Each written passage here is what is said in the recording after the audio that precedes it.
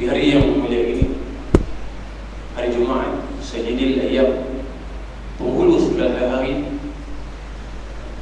kita telah diberi kesempatan oleh Allah Subhanahu wa Ta'ala untuk datang ke rumah Allah Subhanahu wa Ta'ala untuk sama-sama kita menunaikan solat Jumaat.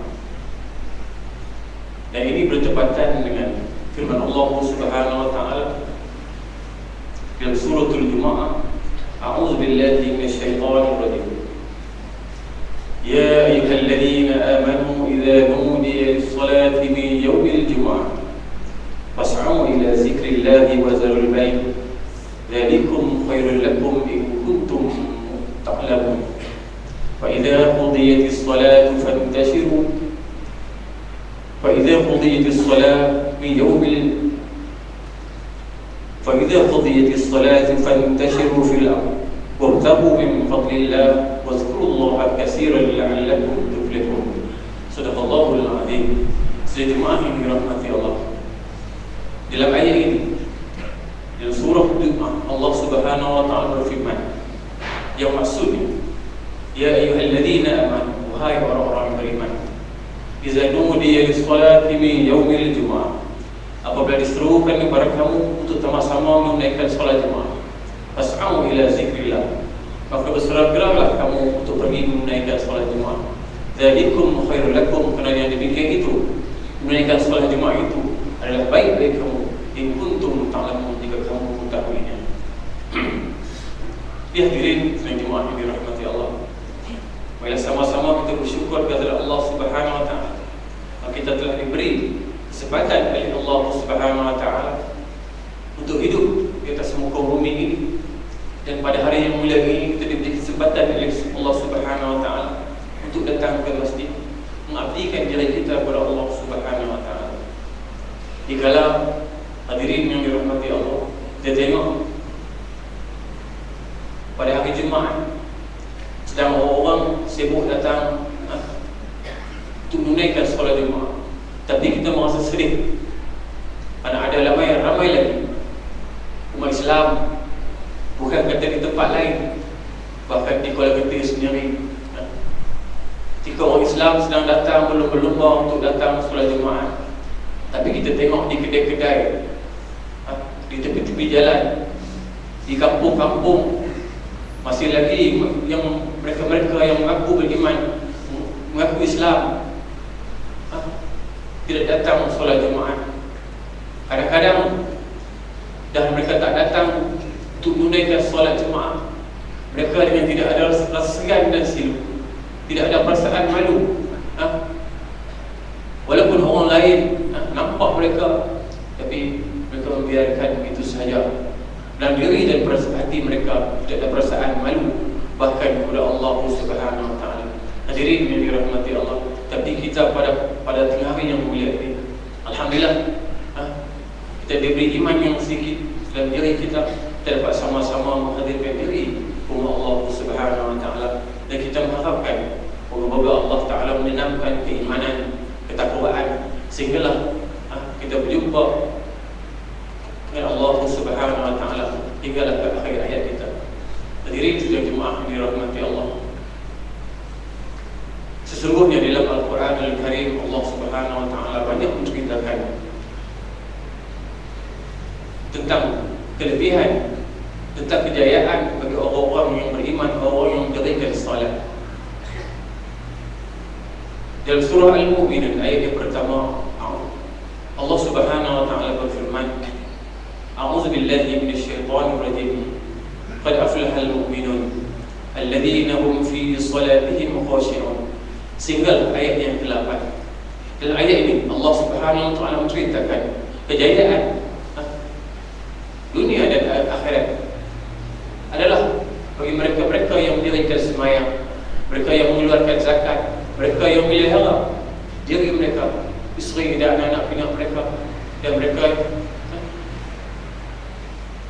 bukan setakat mereka mendirikan sembahyang, tapi mereka khusyuk dalam mereka mengibadahkan diri mereka kepada Allah Subhanahu wa Ta'ala. Mereka inilah yang diceritakan oleh Allah Subhanahu wa Ta'ala dalam Al-Quran Al-Karim, kejayaan di akhirat nanti dengan dimasukkan oleh Allah Subhanahu wa taala dalam syurga Firdaus, mereka kekal dalamnya selama-lamanya. Hadirin dan jemaah yang dirahmati Allah sekalian, hari ini umat Islam hari ini telah dizikra satu penyakit, iaitu hubun dunia wa karahatul maut. Manusia hari ini, umat Islam hari ini telah adalah penyakit pada diri mereka, penyakit cinta dunia dan takut mati. Oleh kerana inilah maka manusia-manusia hari ini kita tak heran kalau orang kafir merebut dunia. Tetapi kita pelik, kita heran apabila umat Islam yang telah diceritakan dalam Al-Quran Karim tentang kehidupan selepas mati, iaitu kehidupan akhirat, kehidupan yang kekal selama-lamanya. Kehidupan dunia hanyalah sementara. Jadi kita tahu dunia hanyalah sementara, tapi ramai manusia yang mencari merebut kekayaan dunia, cari sehingga kekayaan mereka melimpah ruah. Tapi sebaliknya, kekayaan yang ada pada mereka, mereka menjadikan diri mereka manusia-manusia yang kufur di sisi Allah Subhanahu wa taala.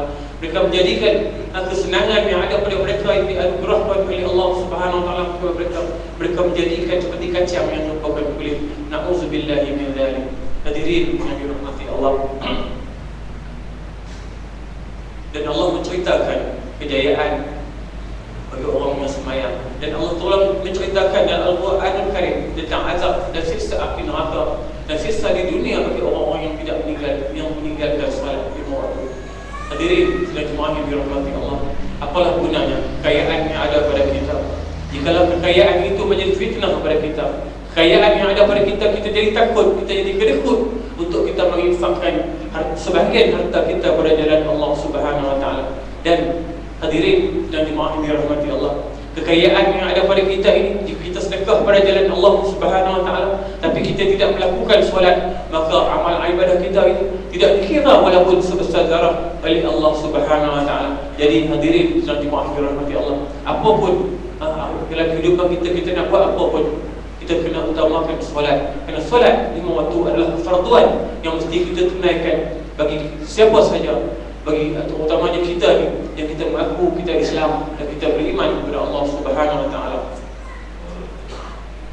Hadirin sidang Jumaat yang dirahmati Allah, dalam hadis-hadis Nabi sallallahu alaihi wasallam banyak menceritakan tentang azab orang yang tak semayang. Betapa orang yang tak semayang yang hidup di atas muka bumi Allah Subhanahu wa taala, dia cari kekayaan siang malam, tapi oleh kerana dia tak semayang, maka rezeki yang dia dapat itu diceritakan oleh hadis Nabi sallallahu alaihi wasallam umpama dia mencuri. Bayangkanlah bapa-bapa yang ada di atas masjid ini. Kita sebagai bapa, kita pergi cari duit, kita bekerja kilang atau kita bekerja dengan jabatan kerajaan, kita cari duit, kita kerja sendiri, kita dapat duit yang halal, tapi oleh kerana kita tak semayang, maka rezeki kita dapat itu umpama mencuri. Na'udzubillah min dzalik. Bayangkanlah duit orang mencuri, kita bagi anak-anak makan, apa akan jadi? Kalau duit yang kita dapat sudah tak halal, macam mana kita nak menjadi anak kita anak yang saleh, anak yang akan mendoakan kepada kedua bapa, anak yang akan mendoakan kepada kita masuk alam kubur ni? Maka sudah tentu akan dapat dengan apa yang akan kita ceritakan. Kalau kita pula lagi kita cari rezeki, cari duit yang tak halal. Jadi hadirin yang dirahmati Allah, kita berjalan di atas muka bumi, kita berjalan di atas muka bumi Allah Subhanahu wa taala. Allah Ta'ala tak kira pun kepada kita, tetapi oleh kerana kita tak semayang, maka kita berjalan di atas muka bumi. Bumi ini mengutuk kita, bumi ini mencaci kita. Na'udzubillah min dzalik. Rezeki yang kita nak masuk, yang dapat sedikit, yang kita masuk, yang akan kita makan, maka rezeki itu sebelum masuk dalam kulit akan mengeji kita, akan menyumpah kita kerana kita tak semayang, kerana kita tak menjadi hamba Allah yang bersyukur kepada Allah Subhanahu wa taala. Hadirin jemaah yang dirahmati Allah sekalian, kita cari duit, kita buat raja dengan nikmat yang Allah Taala bagi kepada kita. Kalau Allah Taala tak bagi sihat kepada kita, betapa ramai sahabat-sahabat kita, kawan-kawan kita yang tak boleh bergerak kerana kaki tak ada. Betapa ramai kawan-kawan kita yang ada kaki, tangan tak ada, tak boleh buat raja seperti kita. Betapa ramai manusia-manusia yang tak boleh beri peluang yang secukupnya Ada yang tak sempurna, tetapi kita ni alhamdulillah kita dapat tubuh badan yang sempurna, akal fikiran yang sempurna. Kita cari ini. Jadi kita lah kena bersyukur kepada Allah Subhanahu Wa Taala. Kalau Allah Taala tak bagi perkara itu kepada kita, maka kita tak akan dapat mencari rezeki di atas muka bumi Allah Subhanahu Wa Taala. Jadi oleh kerana Allah Taala bagi kepada kita, maka kita ni Allah Taala tak minta apa pun kepada kita, melainkan kita hanya disuruh kita solat 5 waktu, melakukan amal-amal yang baik. Hadirin sedang jemaah yang dirahmati Allah.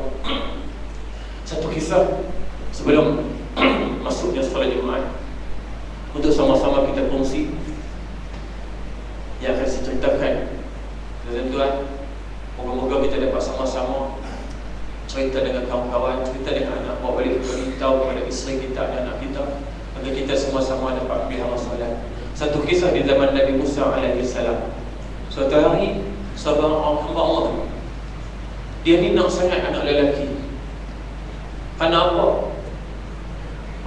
Pada pertama, pada kelahiran anak yang pertama, dia dapat anak perempuan. Jadi bila dia dapat anak perempuan, dia mohonlah kepada Allah Subhanahu Wa Taala.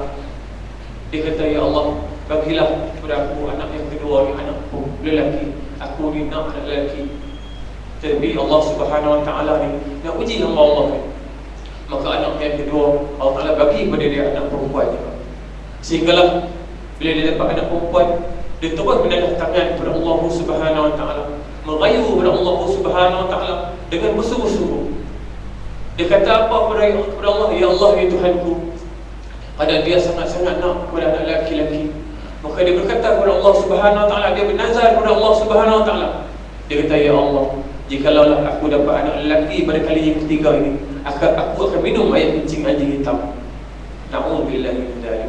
Tuan, seorang hamba Allah yang bercita-cita nak anak yang ketiga, anak lelaki, hingga sanggup minum air kencing anjing hitam. Na'udzubillah. Tuan, kita yang kencing betul, dia sanggup nak minum air kencing anjing. Na'udzubillah. Jadi Allah Subhanahu Wa Taala, kita tahu, kita baca Bismillahirrahmanirrahim dengan nama Allah yang Maha Pemurah lagi Maha Penyayang. Allah Subhanahu Wa Taala menceritakan, berfirman dalam Al-Quranul Karim, A'udzubillahi minasyaitonir rajim. Wa idza sa'alaka 'ibadi fa inni fa inni qarib ujibu da'watad da'i idza da'a. Yang maksudnya, wa idza sa'alaka 'ibadi, katakanlah wahai Muhammad, apabila hamba-hambaku bertanya tentang aku, katakanlah mereka, fa inni qarib, sesungguhnya aku dekat dengan mereka. Ujibu da'watad da'i idza da'an, aku akan memperkenankan akan permintaan dan doa-doa mereka. Jadi hadirin dan jemaah yang dirahmati Allah, Allah Ta'ala dekat kepada kita. Jika bila seorang hamba tu merayu kepada Allah Subhanahu Wa Ta'ala dengan bersungguh-sungguh, tak kira siapa pun, kita sendiri, kalau kita ada masalah, sembahyang 2 rakaat, bermunajat dengan Allah Subhanahu Wa Ta'ala, tambah-tambah di pertengahan malam, Allah Subhanahu Wa Ta'ala akan memperkenankan, insya-Allah akan memperkenankan doa kita. Jadi hadirin dan jemaah yang dirahmati Allah, beginilah seorang hamba di zaman Nabi Musa itu, apabila dia berkenan nak dapat lelaki, maka dia berdoa dengan bersungguh-sungguh, bernazar kepada Allah Subhanahu Wa Ta'ala, maka Allah Ta'ala memperkenankan hajat seorang hamba Allah. Jadi bila dia dapat anak lelaki, maka dia teringatlah akan nazarnya. Dia kata, kalau aku dapat anak lelaki, aku nak minum air kecil hitam. Jadi dia tak sanggup, tuan. Jadi bila dia tak sanggup, dia pergi jumpa dengan Nabi Musa AS, menceritakan tentang nazarnya. Maka Nabi Musa AS, dia dengar cerita tu pada seorang hamba ni, maka dia tunjuklah. Dia kata, wahai hamba Allah, kau tengoklah rumah di ujung sana. Dia kata, rumah tu, dia kata, di dalam penghuni rumah tu langsung seorang tak semayang. Maka bila tiba hari hujan, kau ambillah satu bekas, kau tadarlah air yang turun daripada rumah yang tak, orang tak semayang tu. Air yang turun daripada rumah orang yang tak semayang bersamaan dengan air kencing anjing hitam. Na'udzubillah min dzalik. Tuan, rumah orang yang tak semayang bersamaan dengan air hujan yang turun dari rumah tu, bersamaan dengan air kencing anjing. Apatah lagi tuan-tuan, orang yang tak semayang, bagaimanakah kotornya? Kalau kita dapat Allah Ta'ala bagi kelebihan kepada kita. Kita boleh cek betapa gotongnya orang tak sembahyang. Na'udzubillah min dzalik. Tuan yang dirahmati Allah, dicerita juga orang yang tak sembahyang ni, perempuan, suami isteri yang tak sembahyang, apabila dia masak nasi, air yang turun daripada tangannya seperti air kencing anjing. Apakah kita sanggup minum, makan? Isteri kita tak sembahyang. Na'udzubillah min dzalik. Inilah betapa jijiknya, betapa kotornya orang yang tak sembahyang. Kalau Allah Ta'ala bagi kelebihan kepada kita, mata kita ni seperti bilik dolomen, kita tengok, tentu kita tak boleh tengok orang-orang yang tak sembahyang. Na'udzubillah, betapa kotor dan kecilnya. Jadi hadirin dan jemaah yang dirahmati Allah, Allah Subhanahu Wa Ta'ala berfirman dalam Al-Quranul Karim, A'udzubillahi minasyaitanir rajim. Qu anfusakum wa ahlikum nara wa quduha an-nas wal hijara 'alayha malaikatun ghilazun shidadun la ya'suna Allah ma amarahum wa yaf'aluna ma yu'marun. Shadaqallahu al-'azim. Ya ayyuhalladzina amanu wa a'budu bima qu anfusakum wa ahlikum nara. Peliharalah diri kamu, ahli keluarga kamu daripada api neraka Jahannam. Wa quduha an-nas wal hijrah, di mana dalam api neraka itu api bakaran itu. Wa quduha an-nas adalah manusia dan batu-batu berhala. 'Alaiha malaikatun ghilazun shidadun la ya'suna Allah ma amarahum. Dalamnya ada malaikat-malaikat penjaga yang cukup keras hati mereka, yang tak pernah mengingkari akan suruhan-suruhan Allah Subhanahu Wa Ta'ala. Mereka akan lakukan apa yang disuruh oleh Allah Subhanahu Wa Ta'ala. Wa yu'maruna wa yaf'aluna ma tu'marun, dan mereka akan lakukan apa yang disuruh oleh Allah Subhanahu Wa Ta'ala. Jadi hadirin dan jemaah yang dirahmati Allah sekalian, di atas masjid rumah Allah Subhanahu Wa Ta'ala ini, marilah sama-sama kita melihara solat. Marilah sama-sama kita ajak-ajak pesan kepada isteri kita, anak-anak kita untuk sama-sama kita pelihara solat. Jangan kita ingat bila kita mai sembahyang masjid, isteri kita tak sembahyang di rumah, anak-anak kita tak nak, esok kita nak masuk dalam syurga senang-senang. Kita takut bila kita nak masuk dalam syurga Allah Subhanahu, sampai pintu syurga, malaikat dedah kaki kita. Jadi malaikat tanya, bila kita tanya malaikat, awak handai kaki aku, buat balik cik. Malaikat kata, masa duduk dunia lu hang pergi masjid seorang-seorang, duk kira hang, bini hang, anak-anak hang tahu, hang buat tak tahu. Jadi hang masuk dalam neraka. Na'udzubillah min dzalik. Kita takut diri dan jemaah yang dirahmati Allah sekalian tentang api neraka Allah Subhanahu Wa Ta'ala. Menceritakan dalam Al-Quran, dalam hadis Nabi sallallahu alaihi wasallam, orang yang tak sembahyang satu waktu bersamaan dengan 6,000 tahun dia akan duduk dalam neraka Allah Subhanahu Wa Ta'ala. Sekali kita petik api di dunia pun kita tak mampu sesaat, apatah kali kita nak duduk di hadapan Allah Subhanahu Wa Ta'ala yang api bakarannya adalah 70 kali ganda lebih daripada api neraka di dunia, api di dunia. Jadi marilah sama-sama kita pelihara solat, marilah sama-sama kita bersama-sama kepada anak-anak isteri kita untuk sama-sama kita pelihara solat. Moga-moga di akhirat nanti kita bersama-sama masuk dalam syurga Allah Subhanahu Wa Ta'ala. Jadi saya minta maaf di atas apa-apa untuk saya tersilap. Saya ni tak pandai, cuma mengisi kekosongan saya Ustaz Yusuf bagi tazkirah dan khutbah. Tapi Ustaz Yusuf tak dapat hadir lagi, mana ada masalah-masalah yang tak dapat dielakkan. Jadi sekali lagi saya mohon maaf di atas segala kesilapan yang saya cakapkan. Mohon di atas tazkirah yang saya sampaikan tadi. Assalamualaikum warahmatullahi wabarakatuh. Sejemaah yang dirahmati Allah sekalian, di sini ada satu pengumuman, iaitu ceramah motivasi Ibu Cemerlang Generasi Gemilang.